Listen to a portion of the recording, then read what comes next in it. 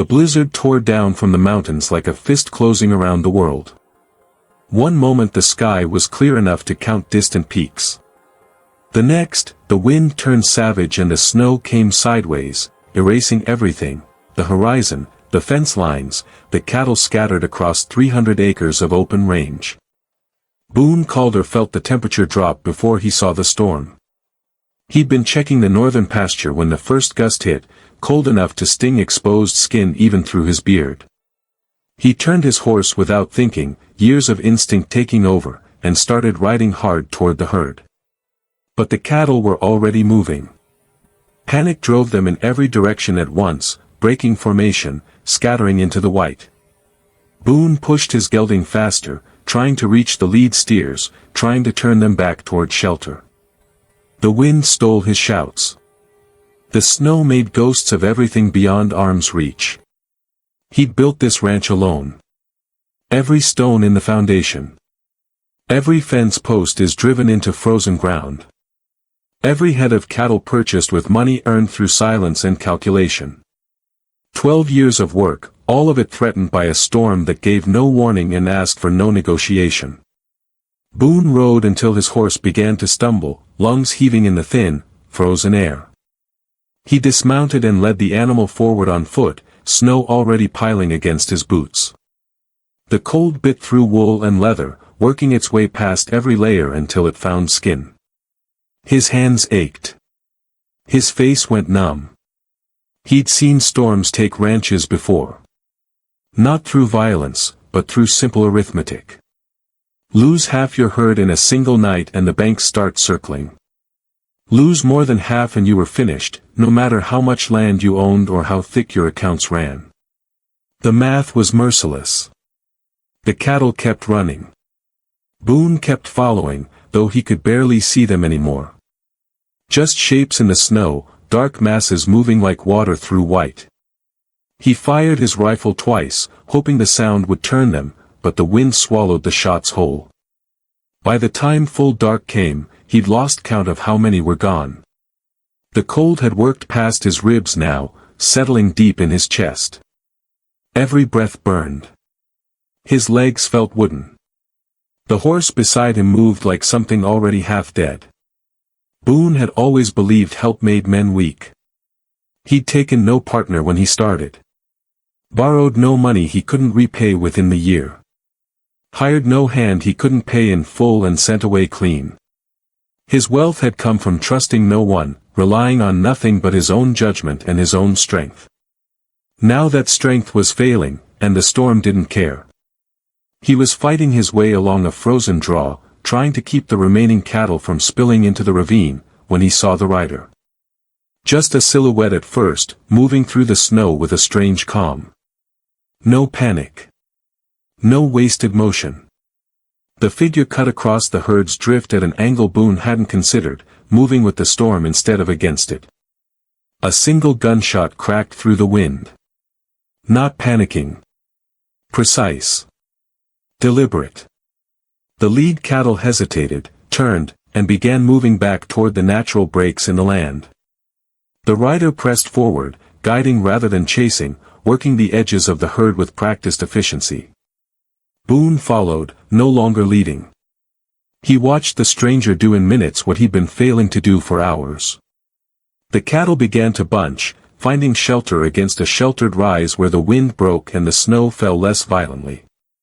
The rider dismounted and immediately started working the gaps, blocking escape routes, keeping the herd contained. Boone moved to help, still half blind from snow and exhaustion. Together, they held the line until dawn. The sky turned gray before it turned light. The wind had dropped to something almost bearable, and the snow fell straight down now instead of sideways. Boone could finally see the full shape of what they'd saved, maybe 2/3 of the herd, pressed together against the rise where the land itself had done half the work. His body felt like iron left out in winter. Every muscle locked. His hands barely functioned inside his gloves. He'd been in the saddle or on his feet for close to 14 hours, and the exhaustion sat in his bones like a sickness. The stranger was still working. Moving along the perimeter, checking the gaps, making sure nothing broke loose. Boone watched the way the rider moved, economical, unhurried, never wasting a step. This wasn't luck. This was someone who'd done this work before, probably more times than he had. The stranger finally stopped, stood still for a moment near the edge of the herd, then walked slowly back toward the horses. That's when Boone saw the unsteadiness in the gait. The way one shoulder dipped lower than the other. The stranger reached for the saddle horn, missed, and tried again. Then collapsed face first into the snow. Boone moved faster than his body wanted to allow. He reached the fallen rider in seconds, turned the body over, and saw the face for the first time. A woman. Maybe 30, maybe older, hard to tell under the frost that had built up on her eyebrows and around her mouth. Her skin had gone grayish. Her breathing came shallow and irregular. He pulled off his glove and pressed his fingers to her throat. The pulse was there, but slow. Too slow. Her lips had gone blue at the edges. Boone looked around. The nearest shelter was his lined shack, maybe half a mile back through the snow. He couldn't leave her here. The temperature was still dropping, and what the storm hadn't finished, the cold would. He lifted her off the ground. She weighed less than he expected, not fragile, just worn down, used up by hours of work in brutal conditions. He managed to get her draped across his saddle, secured her there with rope, then led his horse through the snow on foot. His own mount could barely carry itself. Adding more weight would have killed it. The walk to the lined shack took forever. Boone's legs stopped feeling like legs somewhere in the middle.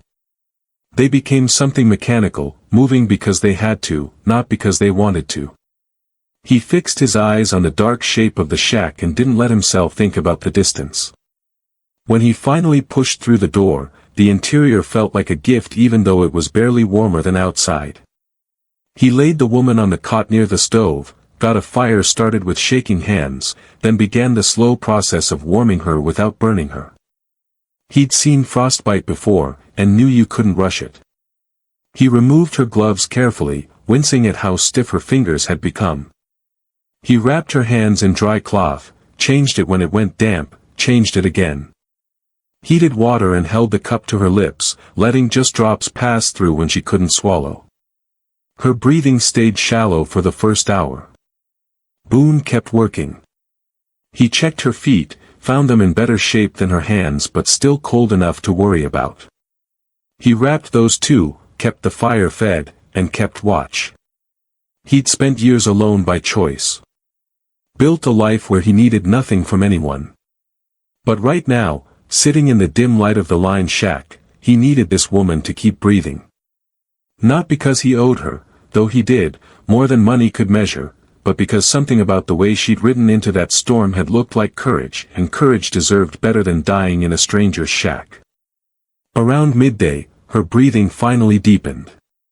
Her color started coming back. And Boone allowed himself to believe she might survive. She woke near dusk, her eyes opening slowly like someone surfacing from deep water. For a moment she just stared at the ceiling beams, not moving, barely blinking. Then her gaze shifted to Boone, sitting in the chair beside the stove, and something cautious entered her expression. "You collapsed," Boone said. After the herd was secured. She tried to sit up. He didn't stop her, but watched as she struggled through it, her arms shaking with the effort. When she finally managed to prop herself against the wall, she looked down at her bandaged hands. "How long?" Her voice came out rough, like she'd been shouting. 10 hours, give or take." She nodded once, processed that, then met his eyes. "The cattle?" "Holding. Lost maybe a third of the herd, would have lost all of it without you." She didn't react to that. Just kept looking at him, measuring something he couldn't name. Finally she said, "Mave Holloway." Boone called her. That was all. No explanation of where she'd come from or why she'd been riding through a blizzard alone. Boone didn't ask. He'd built his life on keeping his own questions unanswered. He recognized the same need in someone else. He heated more water, made coffee strong enough to stand on, and handed her the cup. She took it in both hands, still wrapped in cloth, and sipped carefully. The heat seemed to reach something inside her, and her shoulders loosened slightly. "I'll pay you," Boone said. "For work. Name your price." "No."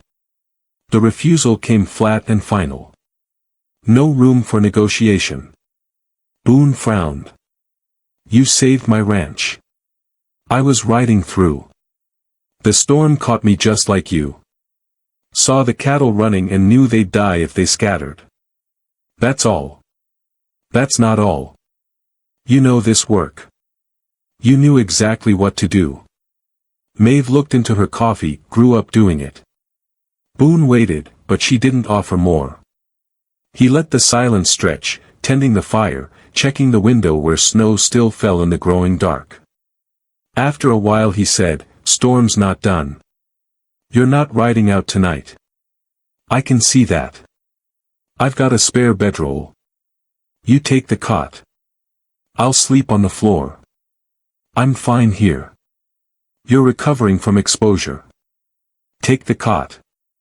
She studied him again with that same careful measurement. Then she nodded, just barely, and let it go. They ate in silence, dried beef and hardtack, nothing worth commenting on. Mave's hands shook when she tried to hold the food, so Boone broke it into smaller pieces without saying anything about it. She ate slowly, methodically, like someone who'd learned not to waste. When she finished, she leaned back against the wall and closed her eyes. Boone thought she might sleep, but instead she started talking. Quiet.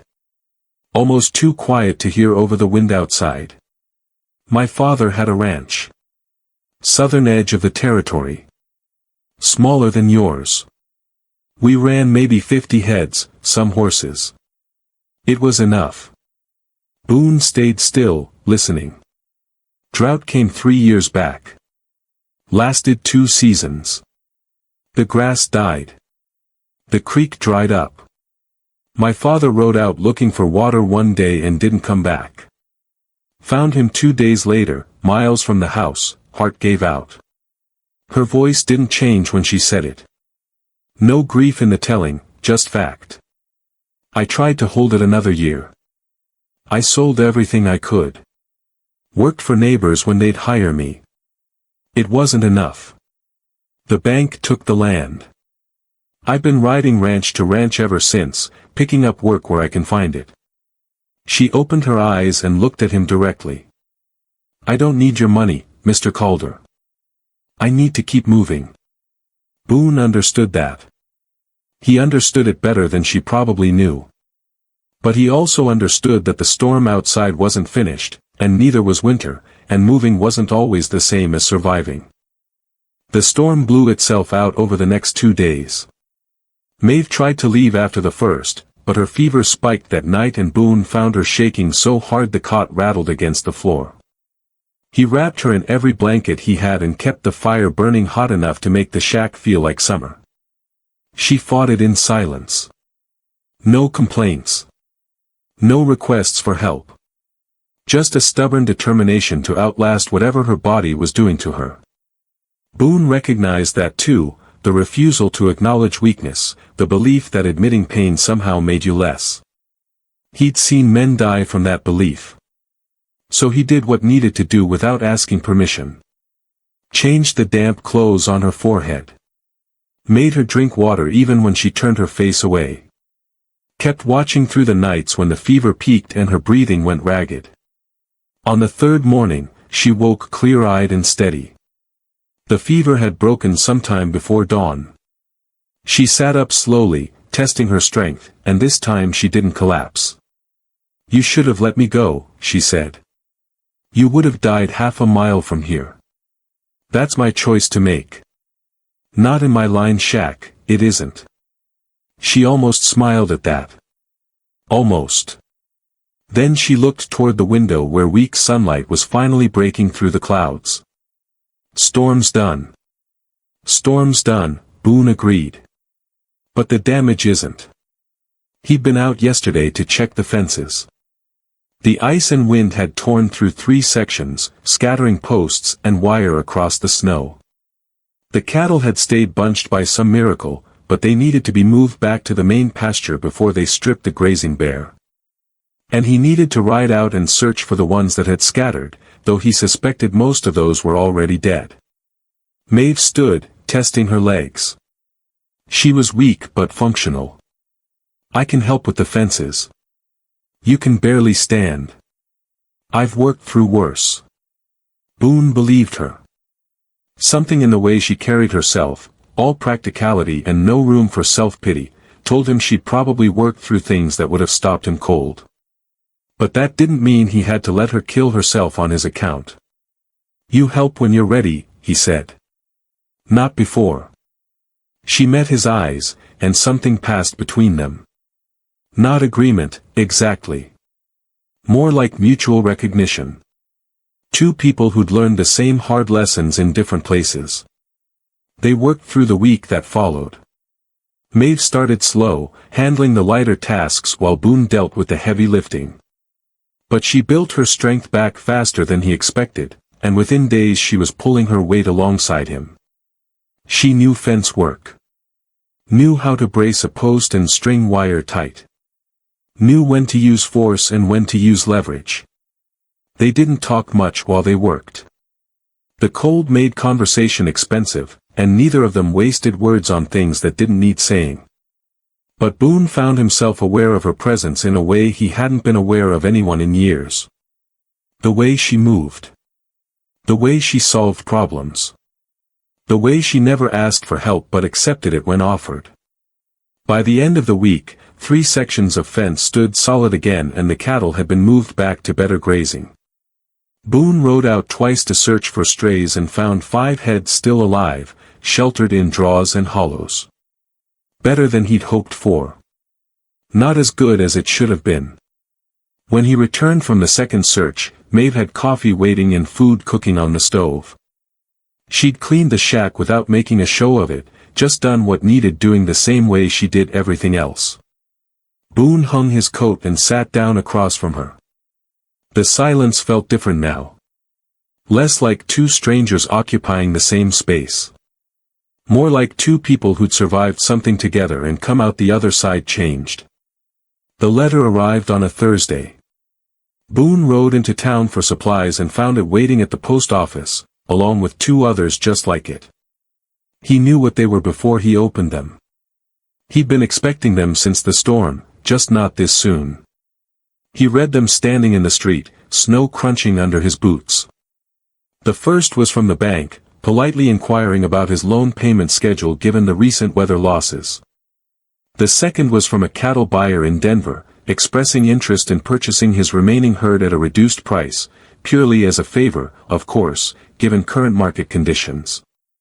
The third was from a neighboring rancher he'd never particularly liked, offering to buy his southern pasture at half what it was worth. Vultures. All of them. They'd been watching and waiting, and now they smelled blood. Boone folded the letters and tucked them inside his coat. He bought his supplies without comment, nodded to the few people who greeted him, and rode back toward the ranch with the weight of numbers settling in his chest. He'd always kept detailed accounts. Knew exactly what he owned, what he owed, and what margin existed between survival and failure. The storm had narrowed that margin considerably. Not enough to break him, not yet, but enough to make the next season precarious. One more hard winter or one bad summer and the arithmetic would turn against him regardless of how hard he worked. When he reached the line shack, Mave was outside splitting wood.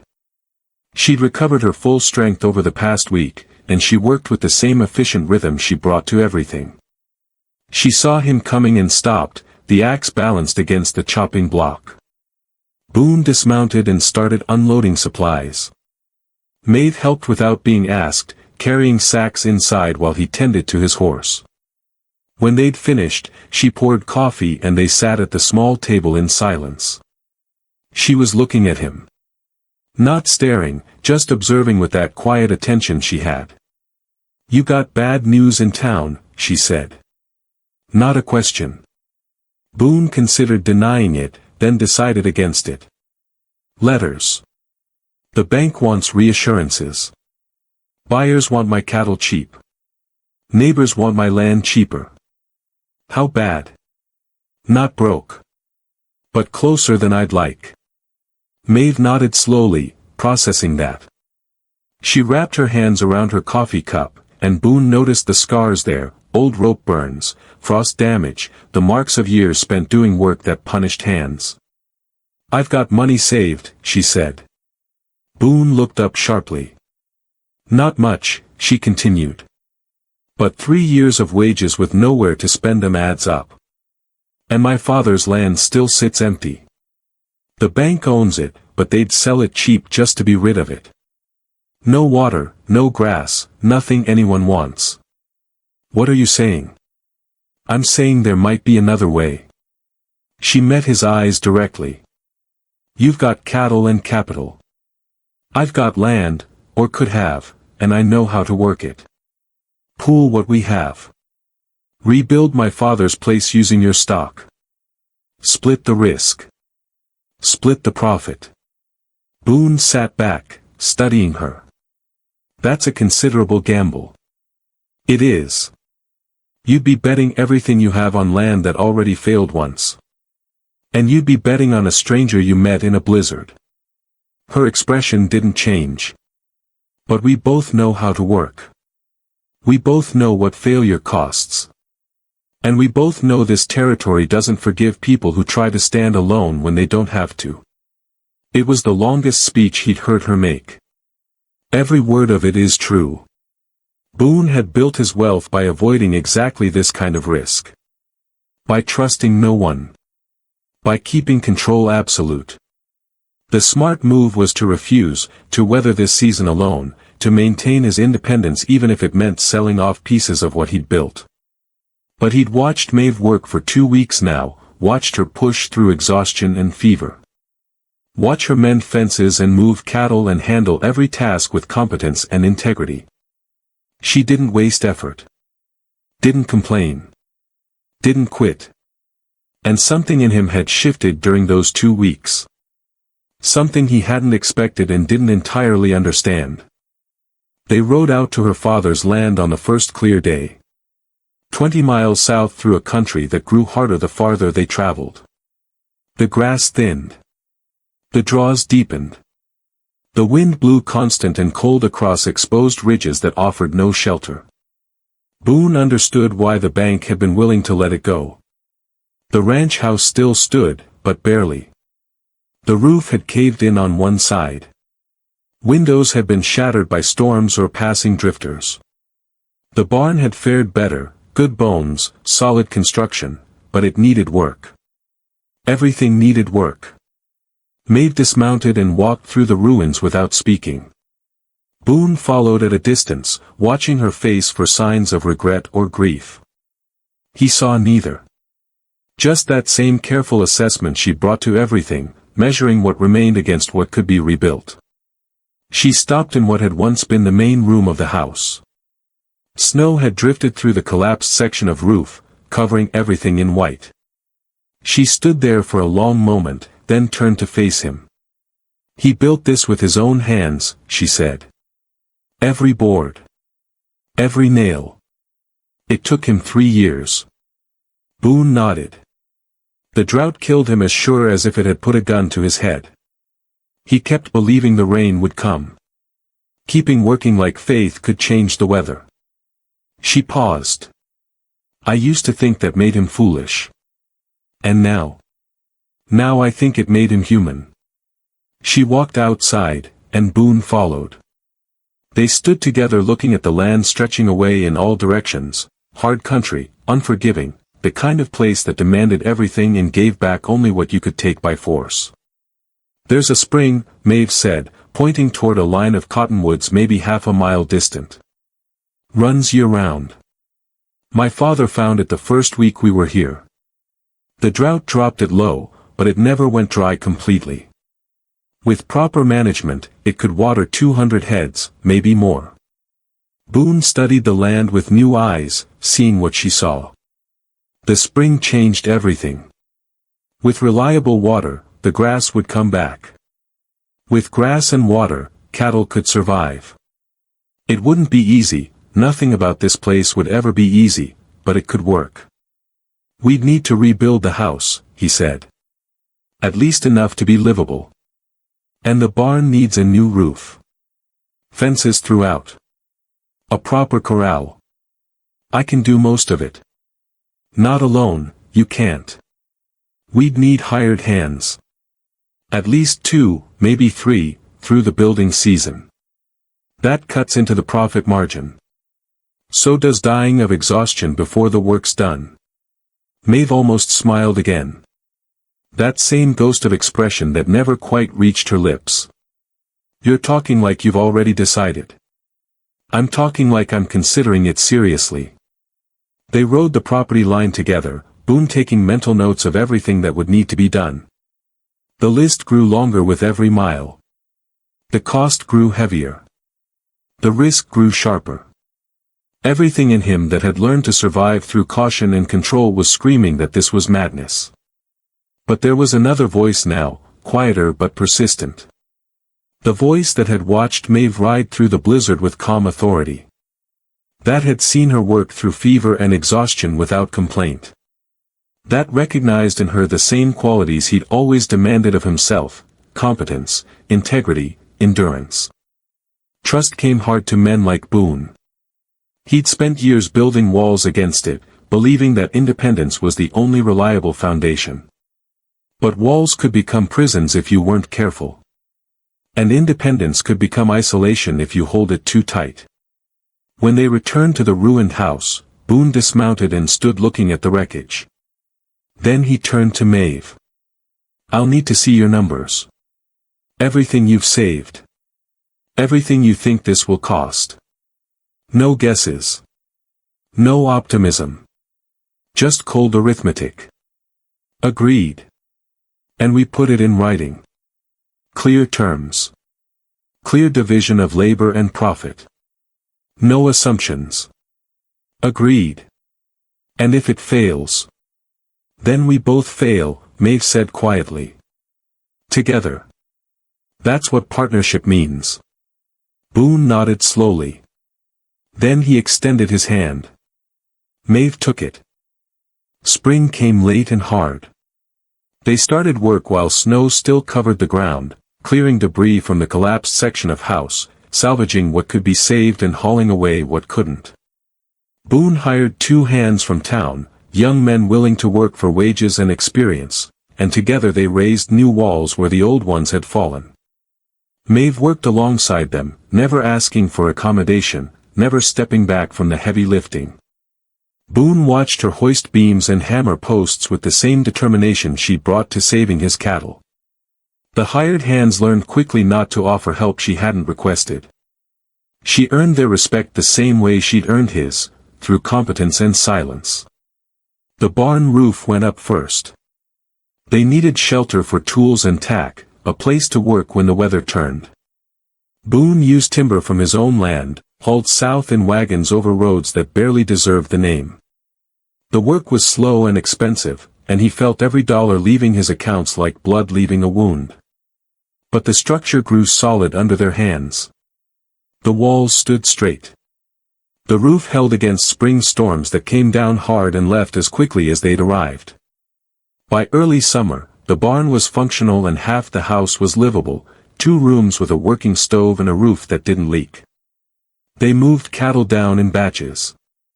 Boone's stock, carefully selected for hardiness and breeding quality. 50 head to start, then another 30 when the grass came in strong around the spring. Mave had been right about the water. It ran clear and constant, feeding the cottonwoods and spreading moisture across the bottomland where grass grew thick and green. The numbers started to balance. Not quickly. Not easily. But the direction was right. Calves were born healthy. The spring herd grew. Neighbors who'd stayed away during the drought began riding past, curious about what Boone Calder was doing partnering with a woman rancher on land everyone had written off as worthless. Some came with skepticism. A few came with barely concealed judgment. But they all came, and they all saw the same thing, two people working in tandem, building something real from wreckage and determination. Mave handled the visitors with the same quiet composure she brought to everything else. She didn't explain herself. Didn't justify the arrangement. Just offered coffee and conversation when it seemed genuine, and cool politeness when it didn't. Word spread. The skepticism softened. Not everywhere, and not completely, but enough. By midsummer, they had a working ranch. Still rough around the edges. Still vulnerable to a dozen different ways the land could turn against them. But functional. Viable. Real. Boone found himself riding between the two properties less frequently as the season progressed. The partnership required presence, and Mave's ranch, he'd started thinking of it that way, as hers even though the papers said otherwise, needed more attention than his established spread. He hired a foreman to manage his main property and spent his days working beside Mave instead. They fell into rhythms without discussing them. She handled the morning feeding while he checked fences. He managed the accounts while she worked with the horses. They ate meals together in comfortable silence, too tired most nights for conversation, but companionship settled between them like something that had always been there. One evening in late July, they sat outside watching the sun drop behind the western ridges. The heat of the day was finally breaking. The cattle grazed peacefully near the spring. The sound of water moving over stones carried clearly in the still air. "My father would have liked you," Mave said suddenly. Boone looked at her. She was staring at the horizon, her profile outlined against the fading light. "He believed in people who kept their word," she continued. "Who did what they said they'd do. There weren't many who qualified. Sounds like a practical man. He was. Until the drought broke him." She turned to face Boone. "Thank you for not letting this place die with him." Boone didn't know what to say to that, so he said nothing. Just sat beside her while the darkness came down gently and the land stretched away peacefully in all directions. Winter came around again, but this time they were ready. The house stood complete, tight against the wind. The barn held hay and supplies enough for 3 months. The herd was strong, culled and sorted, positioned in pastures that offered natural shelter. Boone had stopped returning to his main ranch except for necessary business. His foreman managed it competently, and the distance felt less important than it once had. What mattered was here, the work he and Mave had built together, the partnership that had proven itself through a full season of trials. The neighbors came around more freely now. A rancher named Hollister rode over in November to ask advice about spring placement. A widow from the eastern section brought preserves and stayed for coffee, talking with Mave about cattle breeds and winter preparations like they were old friends. Even the town merchants, who'd once looked at Mave with suspicion, now greeted her by name and extended credit without hesitation. The land had witnessed the work. The community had watched it pay off. Judgment had given way to acceptance, then to something closer to respect. Love had come somewhere in the middle of all that, though neither of them had named it. It arrived the same way trust had, slowly, through shared labor and survived hardships. There was no single moment of recognition. Just a gradual awareness that grew stronger with each passing day. Boone noticed it first in small things. The way Mave's presence steadied him when the numbers looked uncertain. The way her voice in the morning felt necessary rather than incidental. The way the work felt less like obligation and more like purpose when she was beside him. He suspected she'd noticed similar things, though she never said so directly. But her silences had changed. Become more comfortable. More intimate. She sat closer when they reviewed accounts. Let her hand rest against his when they worked side by side. Met his eyes and held them longer than necessity required. One night in December, sitting by the fire after a long day mending storm damage, Mave finally spoke about what had been building between them for months. "I didn't come back here expecting this," she said quietly. "Any of it. The partnership, the ranch working, the neighbors accepting us. You." Boone set down the harness he'd been repairing. "Neither did I. I spent 3 years convinced I'd never have a place again. That I'd just keep moving until I couldn't anymore. And now." She looked at him directly, firelight catching in her eyes. "Now I think maybe I was wrong. About a lot of things." Boone understood what she was offering. Not just words, but the vulnerability behind them. The admission that the walls she built around herself had come down without her entirely meaning them to. His own walls had come down too, somewhere between the blizzard and this moment. The man who'd believed help made you weak had learned there was strength in partnership. The man who'd trusted no one had found someone worthy of trust. The man who'd stood alone had discovered that standing together didn't diminish him, it completed him. "Marry me," he said. Mave smiled. A real smile this time, full and unguarded. Yes. They were married in town 3 weeks later. Simple ceremony, witnessed by neighbors who'd watched them build something real from nothing. No grand celebration. No unnecessary sentiment. Just 2 people claiming a future they'd earned through sweat and determination and the slow accumulation of trust. The land bore witness the same way it had witnessed everything else. Silent. Enduring. Honest in its demands and its rewards. They returned to the ranch as partners in full, in name, in law, in truth. The cattle grazed peacefully. The building stood strong against the winter wind. The spring ran clear and constant, feeding life into ground that had once seemed dead. Neither of them had built this alone. Neither could have. But together, they'd made something that would last, a ranch, a life, a love rooted in shared work and survived storms. The future stretched ahead uncertain as always, but they would face it the same way they'd faced everything else. Together. If you enjoyed Boone and Mave's story, hit that like button and subscribe for more tales from the Wild West. Drop a comment below telling us what you think. Would you have taken the risk they did? Thanks for listening, and we'll see you in the next story.